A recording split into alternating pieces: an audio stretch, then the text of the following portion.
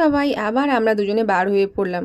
এখন আমরা যাব যাদবপুরে, কারণ কাকিমা যাবে বাপের বাড়ি। কাকিমা একা যেতে পারে কিন্তু একটু ভয় পাচ্ছিল, প্রচুর ভিড় হয় শিয়ালদায়।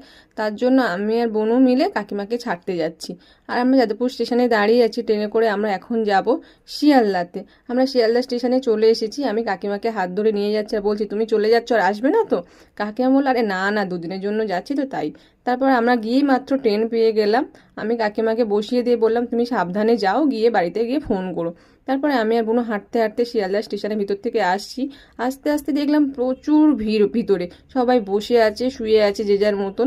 দেখতেই পাচ্ছ প্রচুর ভিড়, আর আমাদের যাওয়ার তাড়াও আছে, কারণ বেলা হয়ে গেছে, এখন 3টে বেজে গেছে, আর এখন তো ট্রেনে প্রচুর ভিড় হবে। তারপর আমরা ক্যানিং ট্রেনে উঠে পড়লাম।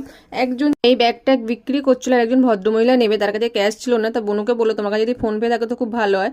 উনি বনুকে দিয়ে দিল, আর বনু ক্যাশ দিয়ে দিল। ভাইটা বললো থ্যাংক ইউ। আমি বললাম, আমাদের থাকলে আমরা অবশ্যই হেল্প করো, তোমরাও করো।